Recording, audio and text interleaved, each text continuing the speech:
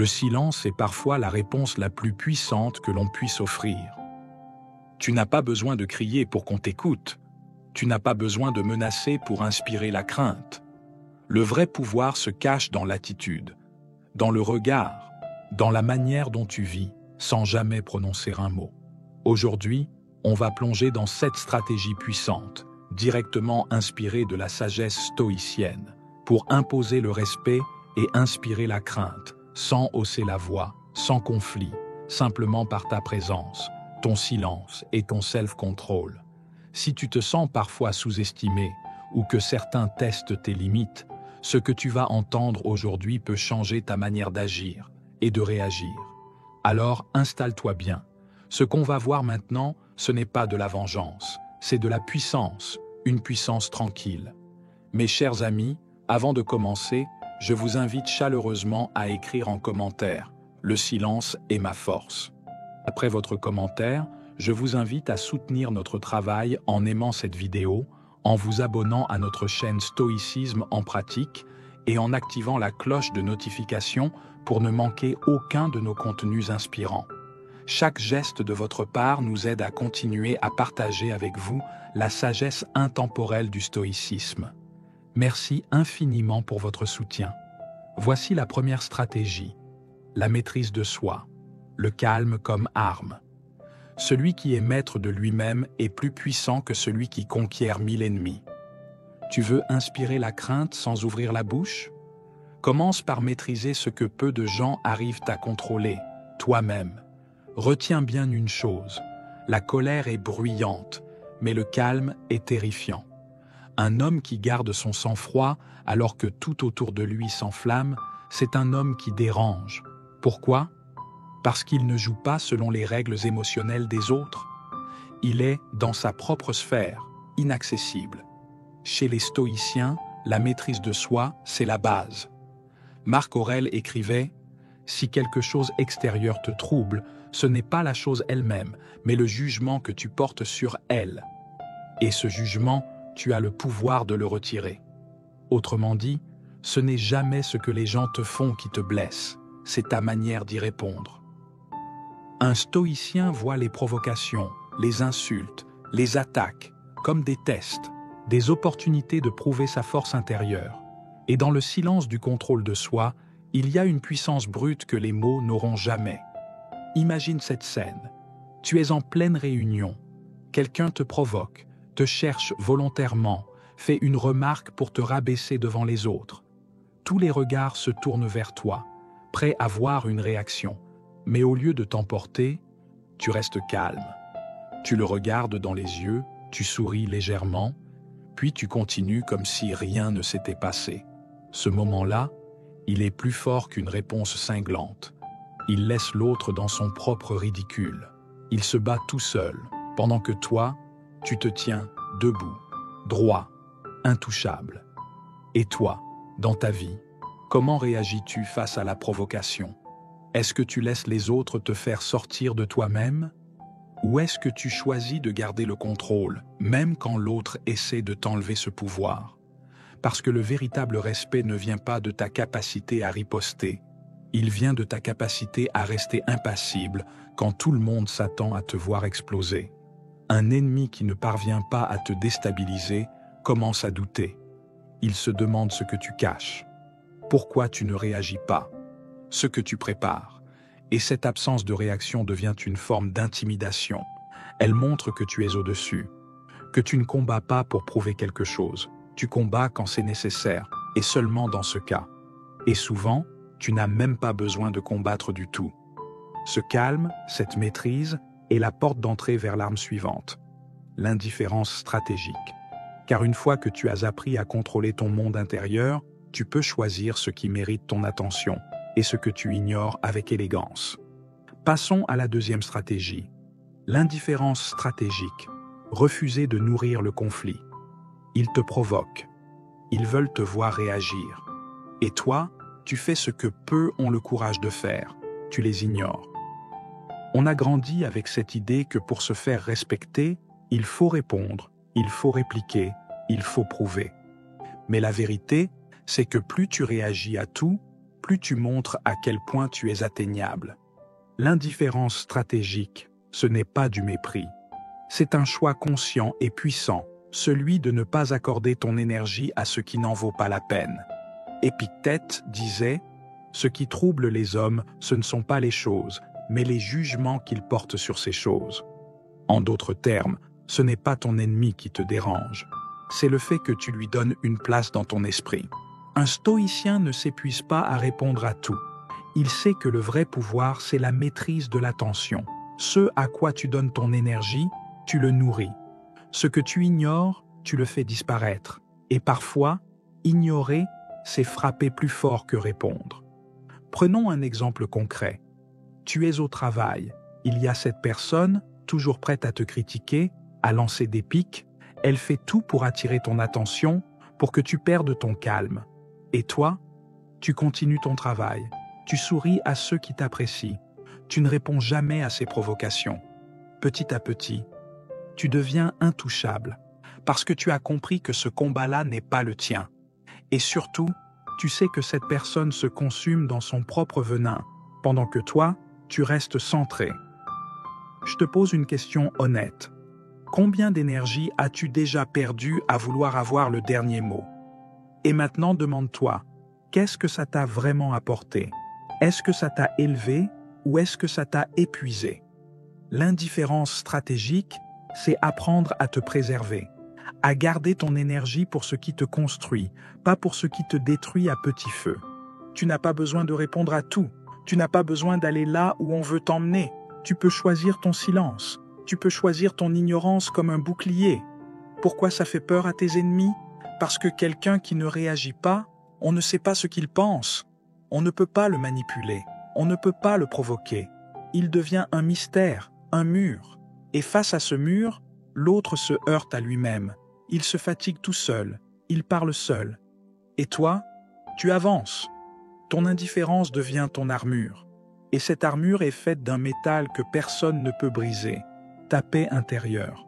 Mais cette paix, cette solidité que tu construis à l'intérieur de toi, elle ne vient pas de nulle part. Elle est le fruit d'une discipline, d'un engagement envers toi-même. Passons à la troisième stratégie, la discipline, la force tranquille de l'homme qui s'élève.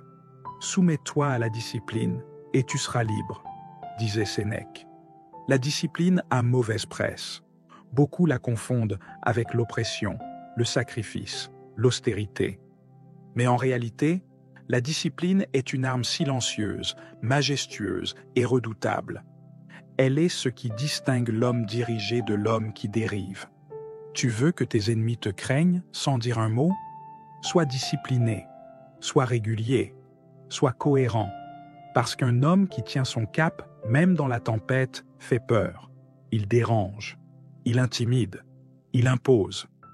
Marc Aurèle écrivait chaque jour dans ses carnets, pas pour publier, pas pour impressionner, mais pour s'ajuster, se recentrer. Il disait « Ne te laisse pas détourner par ce que font les autres, par ce qu'ils disent ou pensent. Sois seulement attentif à ce que demande ta propre nature. » La discipline, chez les stoïciens, ce n'est pas une corvée, c'est une pratique sacrée. C'est revenir à soi, jour après jour, quelles que soient les distractions, les critiques ou les tentations. Et c'est ce retour constant à l'essentiel qui fait d'eux des figures solides, inébranlables, respectées, redoutées. Imagine ceci, chaque jour tu te lèves tôt, tu travailles sur toi-même, sur ton corps, ton esprit. Tu ne te plains pas, tu n'annonces rien, tu fais, tu progresses, lentement, mais sûrement. Et pendant ce temps, ceux qui t'ont critiqué, qui se sont moqués de toi, continuent de t'observer. Un jour, ils voient que tu as changé. Tu n'es plus dans les mêmes endroits, tu n'as plus les mêmes fréquentations, tu ne réponds plus aux mêmes provocations. Et là, sans un mot, ta discipline les fait réfléchir ou les fait paniquer. Franchement, dis-moi, combien de fois t'es-tu promis de changer sans t'y tenir? Tu sais ce que tes ennemis détestent le plus? Ce n'est pas que tu sois meilleur qu'eux, c'est que tu continues à t'améliorer pendant qu'eux stagnent.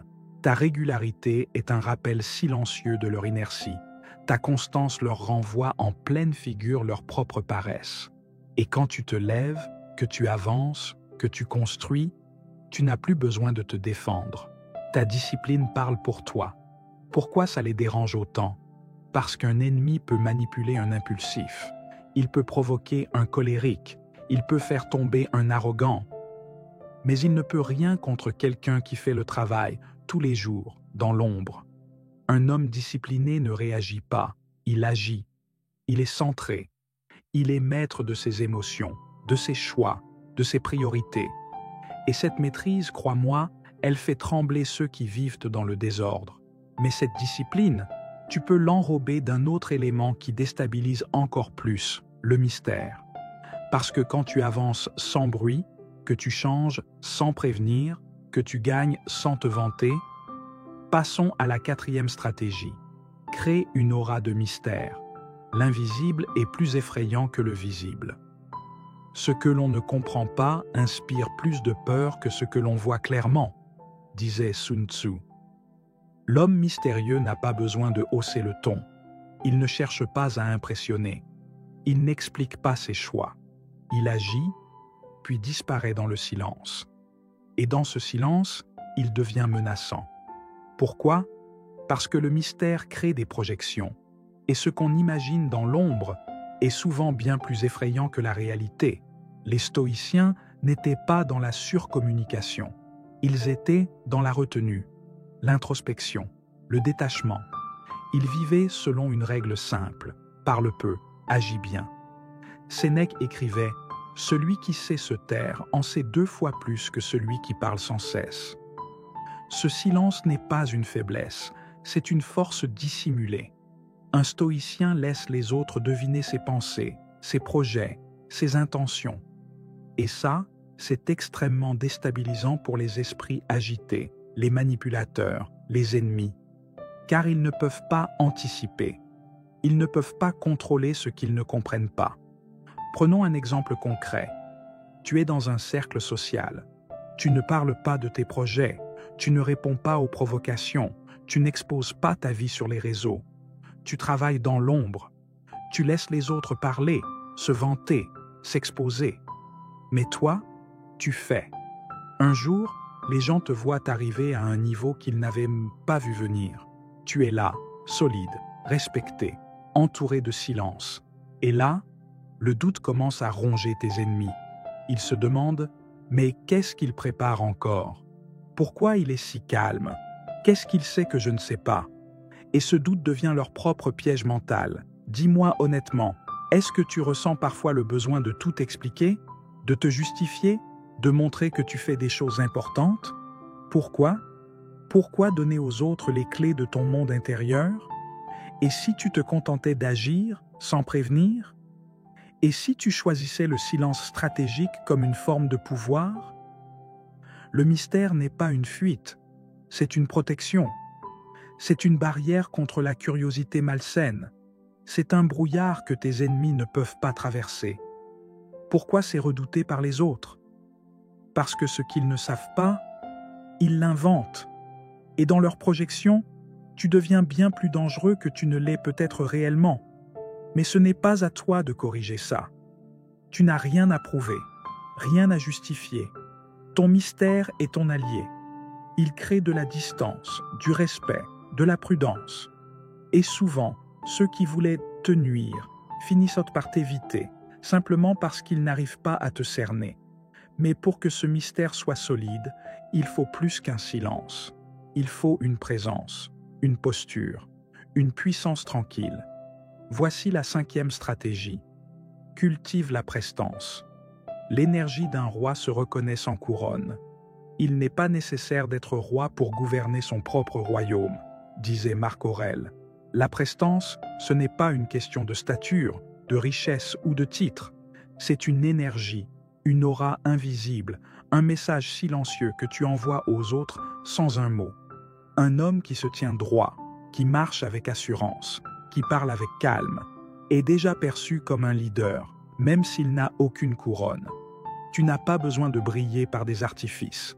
Tu brilles par ta simplicité et ta force intérieure. Ce n'est pas l'apparence qui impressionne, mais la confiance tranquille qui émane de chaque geste. Les stoïciens ne cherchaient pas à se faire remarquer.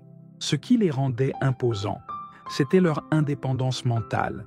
Comme Épictète l'a écrit, ce n'est pas ce qui t'arrive qui compte, mais la manière dont tu y réagis. Un homme stoïque ne cherche pas à impressionner, mais il inspire un respect instinctif, car il est en paix avec lui-même, peu importe l'environnement. Sa prestance n'est pas une posture forcée, c'est une nature profonde. Il n'est pas celui qui fait des mouvements pour attirer l'attention. Il est celui qui, dans son silence et sa simplicité, devient le centre de l'attention sans jamais le vouloir. Tu as sûrement vu ces personnes qui, dans une pièce bondée, ne parlent pas fort, mais tout le monde les écoute. Ce sont des gens dont la simple présence attire l'attention.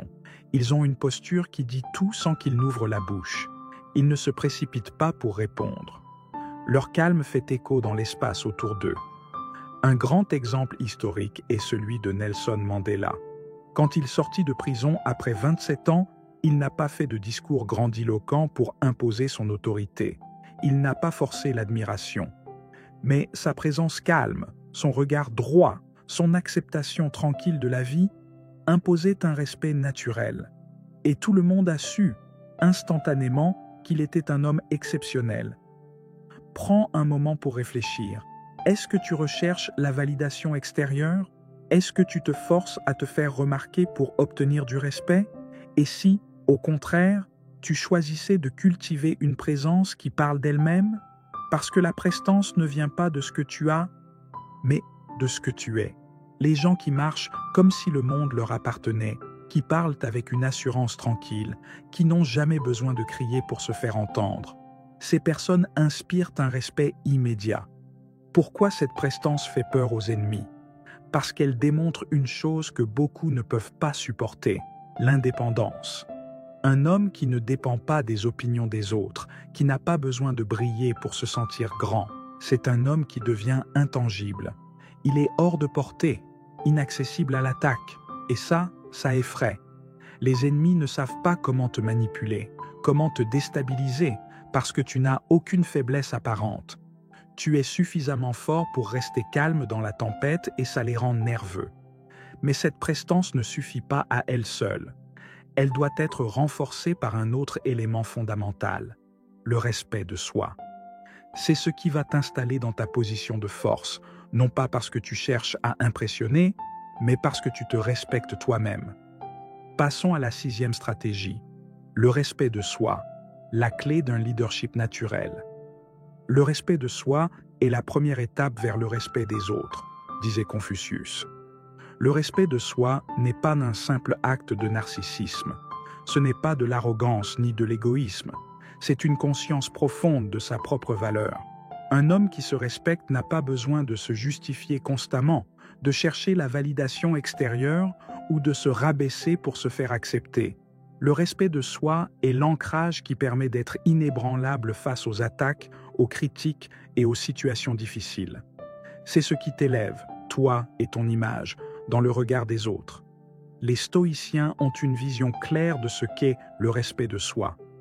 Sénèque disait « Il n'y a pas de plus grande richesse que celle de ne dépendre de personne. » Respecter soi-même, c'est choisir l'autonomie émotionnelle, c'est prendre soin de son esprit, de son corps, c'est s'engager à ne jamais compromettre ses principes, peu importe les circonstances extérieures.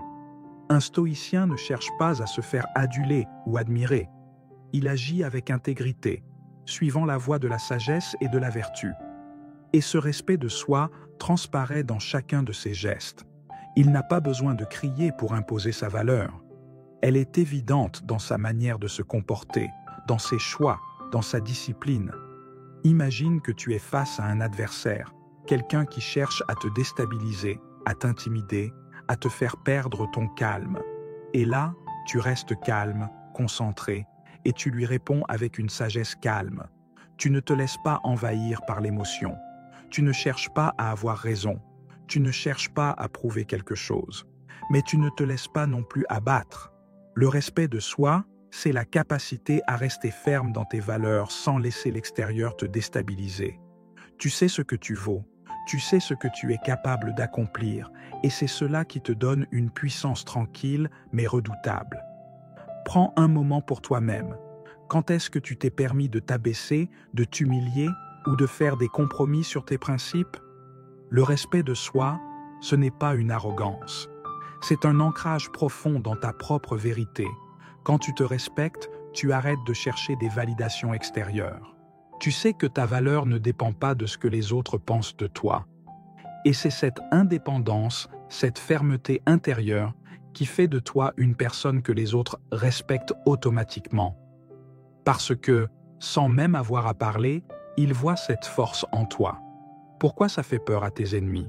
Parce qu'un homme qui se respecte ne se laisse pas manipuler. Il est inaccessible aux critiques destructrices. Il ne cherche pas à plaire. Il cherche à être fidèle à ses principes, à sa vision de lui-même. Les ennemis ont peur de cette solidité intérieure, parce qu'ils savent que ce genre de personne est intouchable. Ils ne peuvent pas jouer sur tes faiblesses, ni te manipuler en fonction de tes désirs ou de tes insécurités. Le respect de soi est comme un bouclier invisible. Il te protège des attaques, des critiques et des provocations, parce que, même sans dire un mot, tu leur montres que tu ne permets à personne de te rabaisser. Maintenant que tu maîtrises l'art du respect de soi, il te faut une dernière compétence clé pour maintenir cette aura de force. Il est essentiel de garder le contrôle de tes émotions pour ne jamais laisser l'extérieur ébranler ta tranquillité. Passons à la 7e et dernière stratégie, la maîtrise des émotions. Le véritable pouvoir réside dans l'équilibre intérieur. Ce n'est pas ce qui t'arrive qui compte, mais comment tu réagis à ce qui t'arrive, disait Épictète.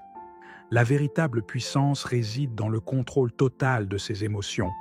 C'est cette maîtrise qui te permet de traverser les tempêtes sans vaciller, de rester calme face à l'adversité, de ne jamais perdre ton calme, même dans les moments les plus critiques. Un homme qui maîtrise ses émotions est imprévisible, inattaquable, car il ne laisse jamais transparaître ses peurs, ses doutes ou ses frustrations. Il est un rocher dans la mer agitée, une présence implacable qui ne fléchit jamais.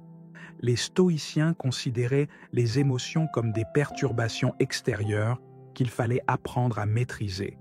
Ils savaient que les émotions ne sont pas mauvaises en soi, mais que c'est la manière dont on réagit à ces émotions qui détermine notre équilibre intérieur.